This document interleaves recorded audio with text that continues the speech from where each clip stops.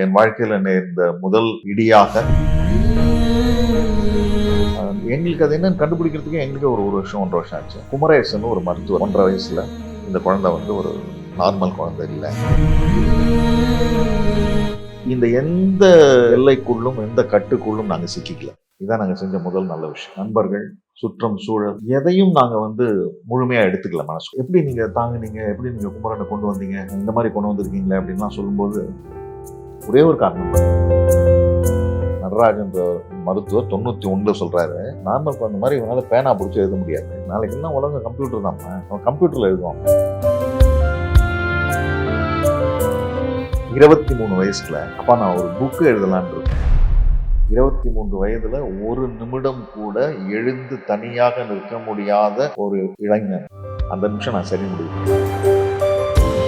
குமரனுடைய அந்த 1.5 வயசு போட்டோ எடுத்து போயிருந்தேன். இப்போ குமரன் இருக்கிற இந்த போட்டோ எடுத்து போயிருந்தேன். டாக்டர், இந்த பையன் 1.5 வயசுல நீங்க பார்த்த பேஷண்ட், உங்களுடைய பேஷண்ட் என்னுடைய மகன்.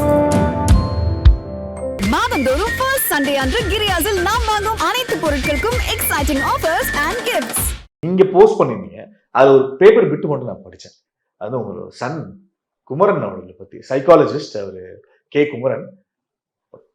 Most inspiring sir. I think அது எனக்கு அது என்னென்ன தெரியாது, அது வந்து அவருக்கு என்ன அது இது எதுவுமே தெரியாது. பட் படிச்சோன்னே எனக்கு அது பார்த்தோன்னு தோணும்ல, சம்திங் ஏதோ ஒன்று அப்படிங்கிறது செம்ம இன்ஸ்பைரிங்காக இருந்துச்சு பார்த்தோன்னே. அவர் அந்த சின்ன பிட்லேயே எனக்கு அவ்வளோ தெரிஞ்சது. அது ஸோ பேசலாமா அவரை பற்றி? அவரை பற்றி குமரன் ஆரம்பமா பேசலாம். நான் கேட்டது எல்லாமே எனக்கு கிடைச்சிட்டு இருந்தது. நான் விரும்பிய வேலை, நான் காதலித்த பெண், ஓகே. ஸோ எல்லாமே கிடைச்சிட்டு இருந்தது. அது மாதிரி மூத்த மகன் வேணும்னு நினைச்சேன் நான். மூத்த மகனாகவும் எனக்கு கிடைச்சது. குமரன் பிறந்தார். அப்போ குமரனுடைய உடல் நிலை வந்து எனக்கு என் வாழ்க்கையில நேர்ந்த முதல் இடியாக நான் சந்தித்தது வந்து குமரனுடைய 1990. இன்றைக்கு எல்லாமே வந்து பரவலாக நம்ம அறிகிறோம். ஒரு மொபைல்ல தட்டினோன்னா எல்லா டீட்டெயில்ஸும் கிடைக்குது இல்லையா? அன்றைக்கு பல மருத்துவர்களுக்கே அந்த பேர் சொன்னா என்னன்னு தெரியாத ஒரு நிலை இருந்தது. அது என்ன ப்ராப்ளம்?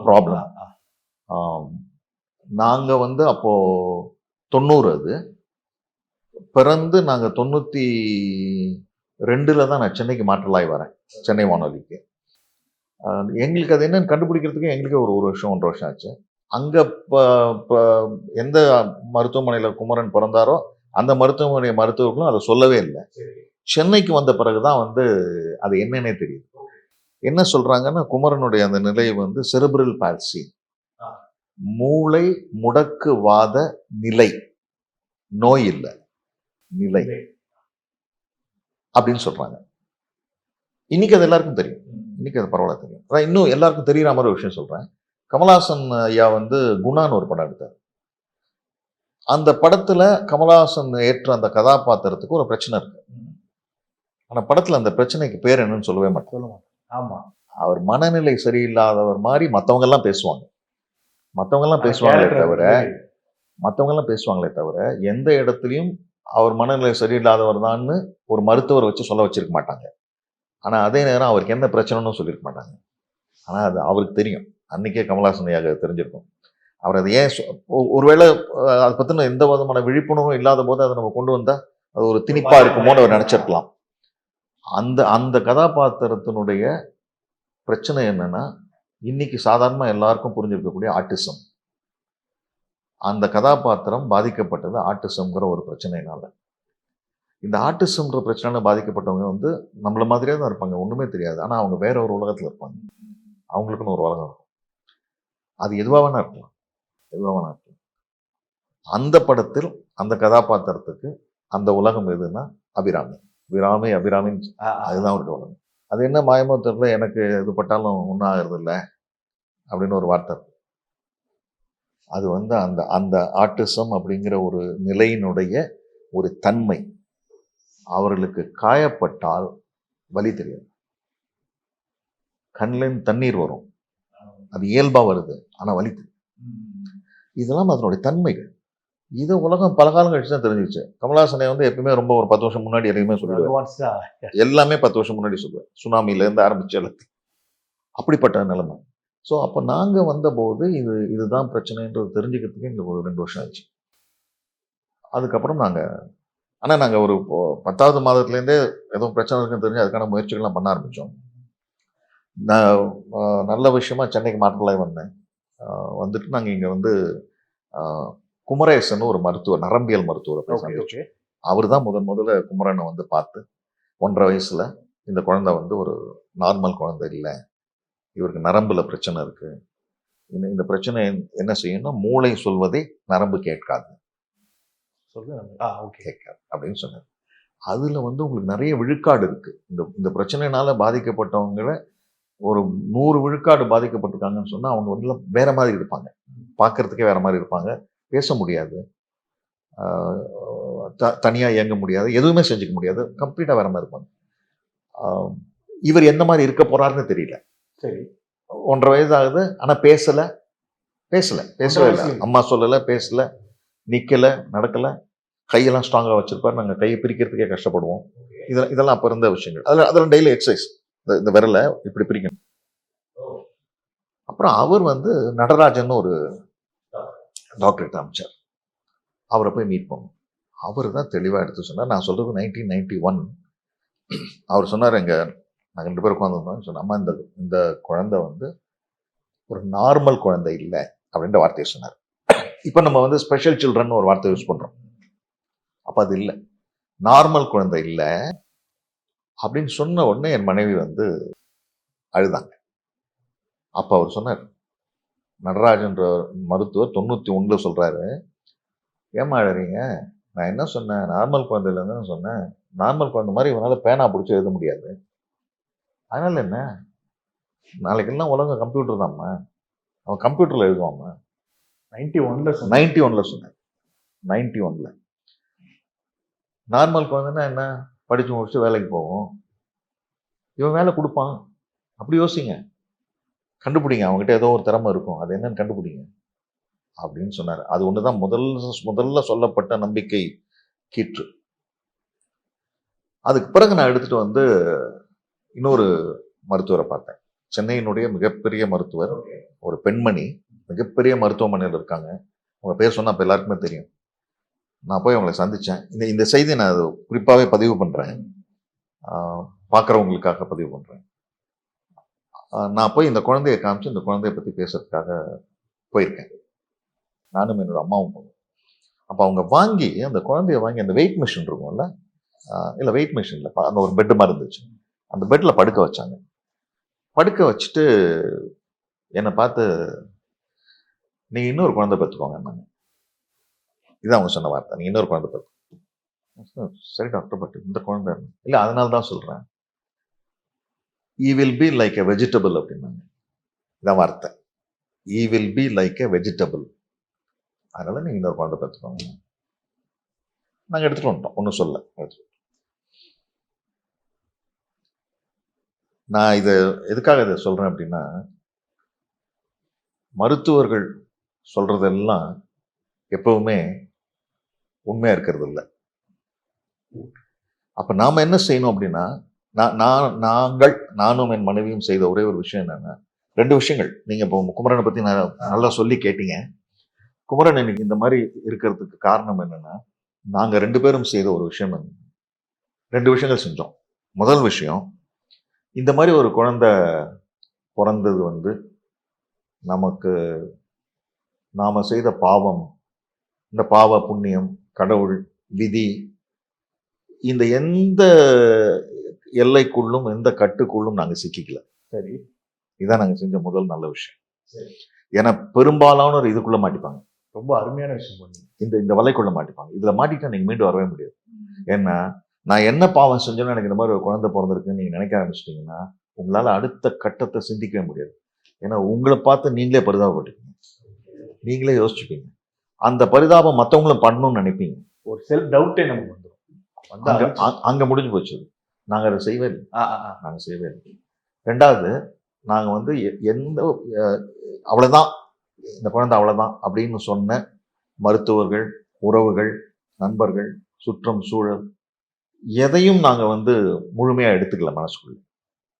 ஏதோ இருக்குன்ட்டு. இன்னொன்னு, எல்லாரும் வந்து எப்படி நீங்க தாங்குனீங்க, எப்படி நீங்க குமரனை கொண்டு வந்தீங்க, இந்த மாதிரி கொண்டு வந்திருக்கீங்களே அப்படின்லாம் சொல்லும்போது ஒரே ஒரு காரணம் தான்.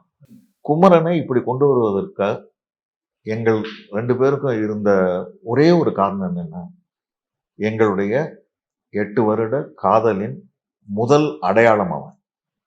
இது ஒண்ணு போதுமே. வேற என்ன காரணம் வேணும்? எங்களுடைய மகன். இதை தாண்டி வேற என்ன காரணம் வேணும்? அது ஒண்ணுதான் எங்களுடைய இந்த நீண்ட பயணத்துக்கான காரணம். காலம் எங்க கொண்டு வந்து நிறுத்துச்சுன்னு கேட்டீங்கன்னா, 23 வயசுல குமரன் வந்து என்ன கேட்கிறாரு, அப்பா நான் ஒரு புக்கு எழுதலான் இருக்கேன், இது வரைக்குமான என்னுடைய ஜேர்னியை நான் புக்கா சொல்லலான் இருக்கேன், ஓகே எனக்கு புக்கா போட்டு கொடுங்க அப்படின்னு கேட்டார். சாரி டு இன்டரப்ட், இது தப்பா இருக்கு. ஆனா ப்ராப்பரா பேசுறதுல ப்ராப்பரா இருக்கும். இன்னைக்கு குமரன் வந்து கவுன்சிலிங் சைக்காலஜிஸ்ட். அதுதான் கேட்குறேன் சார் நான். அந்த புக்கு மேடம் சார் அது. ஸோ என்ன கேட்டார். அப்போ நான் என் மனைவிட்ட சொன்னேன், இந்த 23 வயசுல ஒரு பையன் நார்மலா இருந்தா நம்மகிட்ட என்ன கேட்டிருப்பான்? மோட்டார் பைக், ஃபோன், கார், எது வேணா கேட்டிருக்கோம். சரி இதை கேட்குறான், நம்ம பண்ணுவோம் அப்படின்னு சொல்லிட்டு நான் சொன்னேன், அப்போ புக்கு போடுறது பிரச்சனையே இல்லை எனக்கு. ஆனா நம்ம வீட்டில் தாத்தாலேருந்து அப்பாலேருந்து எல்லாருமே வந்து எழுத்தாளர்கள், எல்லாருமே வந்து கல்வியாளர்கள், எல்லாருமே புக் போட்டிருக்காங்க. ஸோ நம்ம போடுற புக்குன்றது ஸ்டாண்டர்டாக இருக்கணும், எல்லா வகையிலும் அது தரமான புத்தகமாக இருக்கணும். நீ அதுக்கான முயற்சியை செய், செஞ்சுட்டு என்கிட்ட காமி, நான் வந்து அதை போட்டு தரேன். என்னப்பா ஏதாவது தலைப்பு யோசிச்சிருக்கேன் புத்தகத்துக்குன்னு கேட்டேன். அவர் ஒரு தலைப்பு சொன்னார். நான் அந்த தலைப்பை அவர் சொன்ன உடனே அந்த புத்தகத்தை போடுறதுன்னு முடிவு பண்ணேன். ஆனந்த தாண்டவம் அப்படின்னு. 23 வயதுல ஒரு நிமிடம் கூட எழுந்து தனியாக நிற்க முடியாத ஒரு இளைஞன் தன்னுடைய அந்த 23 வருட வாழ்க்கையினுடைய அனுபவத்தை எழுதுகின்ற நூலுக்கு வைத்த தலைப்பு ஆனந்த தாண்டவம். அந்த நிமிஷம் நான் சரி முடிவு பண்ணேன். நான் அந்த புத்தகத்தை வெளியில கொண்டு வந்த விதம் வந்து வேற மாதிரி நான் அதை கொண்டு வந்தேன். ஆர்ட் பேப்பர்ல போட்டேன் அந்த புக்கை. ஓகே, மிக செலவு செய்து அந்த புத்தகத்தை கொண்டு வந்து அதுக்கான விழாவையும் செய்து சாலமன் பாப்பா ஐயாவை வச்சுதான் அந்த புக்கை நான் ரிலீஸ் பண்ணேன். அதுல ஒரு முக்கியமான விஷயம் என்னன்னா, எந்த மருத்துவர் 1.5 வயசுல குமரனை பார்த்து இவருக்கு இந்த பிரச்சனைன்னு சொன்னாரோ அந்த டாக்டர் குமரேசனை போய் நான் சந்திச்சு இந்த புத்தகத்துக்கான முன்னுரையை வாங்கினேன். Okay okay. அப்படி வந்து ஒரு அந்த இந்த ஆனந்த தாண்டவம் புத்தகத்தை அவர் ஆங்கிலத்திலும் எழுதினார். CP to CP. அவர் வந்து என்ன டைட்டில் சொல்லியே வந்து சில பேர் சொல்லுவாங்கல்ல, டைட்டில் சொல்லி கதை ப்ரொடியூசர்ட்ட கதை ஓகே பண்ணாங்க, ஒன்லைன் சொல்லி ஓகே பண்ணாங்க. அந்த மாதிரி வந்து சிபி டு சிபி அப்படின்னாரு. என்னப்பான்னு கேட்டேன். Cerebral palsy to counselling psychologist. அந்த புக்குக்கும் சரின்னு சொன்னேன். அப்புறம் கவிதை தொகுப்பு ஒன்று வெளியிடணும்னாரு. தலைப்பு என்னப்பான்னு கேட்டேன். ராஜ நடைனாரு. அதையும் வெளியிட்டோம். இந்த 3 புக்ல ஒரு புக்குக்கு வந்து அணிந்துரை எழுதி கொடுத்தது வந்து அந்த டாக்டர் குமரேசன். ஓகே. நான் போய் அவரை மீட் பண்ணேன். 23 வயசு கதையை வந்து அவர்கிட்ட சொல்லணும். ரொம்ப பிஸியா இருக்கிற டாக்டர், அப்பாயின்மெண்ட்டே கிடைக்கல. நான் பேஷண்டா தான் அப்பாயின்மெண்ட் வாங்கிட்டு போனேன். அப்பதான் கிடைச்சது. அப்படியா? ஆமா. ஓகே. வாங்கிட்டு நானும் இப்போ வந்து என்ன விஷயம், யாருக்கு என்ன பிரச்சனைன்னு கேட்டேன். நான் சொன்னேன், டாக்டர் பிரச்சனையே இல்லை, நான் வந்து வேற அப்பாயின்மெண்ட் கொடுக்க மாட்டேன்ட்டாங்க, அதனால நான் பேஷண்ட் போட்டு வந்தேன். ஒரே ஒரு நிமிஷம் நான் எடுத்துக்கிறேன். இப்போ 23 வருஷ கதையை அவருக்கு நான் சொல்லணும். எப்படி சொல்ல முடியும்? இங்கதான் நம்ம அந்த கலையை எல்லாம் உபயோகப்படுத்தி குமரனுடைய அந்த 1.5 வயசு போட்டோ எடுத்துட்டு போயிருந்தேன். இப்போ குமரன் இருக்கிற இந்த போட்டோ எடுத்துட்டு போயிருந்தேன். நான் சொன்னேன், டாக்டர் இந்த பையன் 1.5 வயசுல நீங்க பார்த்த பேஷண்ட், உங்களுடைய பேஷண்ட், என்னுடைய மகன். நீங்க இந்த பிரச்சனை சொன்னீங்க சிபின்ட்டு. இப்போ இந்த பையன் இப்படி 23 வயசுல இருக்காரு. இவர் ஒரு புத்தகம் எழுதியிருக்காரு. இந்த புத்தகத்தை உங்களோட அணிந்துரை வேணும்னு. மொத்தமே ஒரு நிமிஷத்துல முடிஞ்சிருச்சு. மொத்த 23 வருஷத்துக்கு அப்படி ஒரே நிமிஷம். அவர் ஒண்ணுமே பேசல. அப்படியே ஒரு நிமிஷம் பார்த்துட்டு இருந்தார். இதை விட வேற எல்லாம் கொடுங்க, பண்ணித்தரேன் அப்படின்னு சொன்னாரு. இந்த மாதிரி எழுதி கொடுத்தாரு. அது ஒரு பெரிய அனுபவம். இதுல வந்து சொல்ல வேண்டிய விஷயம் என்னன்னா, இந்த குழந்தை அவ்வளவுதான் ஒரு வெஜிடபிள் அப்படின்னு சொன்ன அந்த டாக்டர் டெலிவரியில வந்து என் மனைவி வந்து எனக்கு வந்து நீங்க சிசேரியன் பண்ணிடுங்க, பண்ணி குழந்தை எடுத்துருங்கன்னு சொன்ன போது கேட்காம, இல்லை உங்க சின்ன வயசு தான், 23 வயசு தான், அதனால நான் வந்து நார்மல்கே ட்ரை பண்றேன்னு சொல்லி 4 ஸ்டெப்ஸ் போட்டு எடுத்ததுனால தான் அந்த பிரச்சனை மண்டையில அமுங்கி. அந்த அந்த குறிப்பு. இந்த 2த்த பத்தியும் குமரன் தன்னுடைய வாழ்க்கை வரலாறுன்னு ஆனந்த தாண்டவத்தை எழுதும்போது என்ன சொல்றாரு அப்படின்னா, தவறுகள் குற்றங்கள் ஆகா அப்படின்னு ஆரம்பிக்கிறார் அந்த மருத்துவமனையை பத்தி. ஓ! தான் பிறந்த அந்த மருத்துவமனையை பத்தியும் அந்த மருத்துவரை பத்தியும் எழுதும்போது தவறுகள் குற்றங்கள் ஆகா அப்படின்னு எழுதுறாரு. எழுதி தொடங்குறாரு. எந்த மருத்துவர் சொன்னாரோ அந்த மாதிரி அந்த அம்மையார் சொன்னதே எழுதுறாரு. கேபேஜ் மாதிரி இருப்பாங்க சொன்னது. அதுல he will like be a vegetable. will be like a vegetable. இன்றைக்கு he will be like a vegetableன்னு சொன்ன அந்த ஒரு குழந்தை இன்றைக்கு தன்னுடைய 30களில்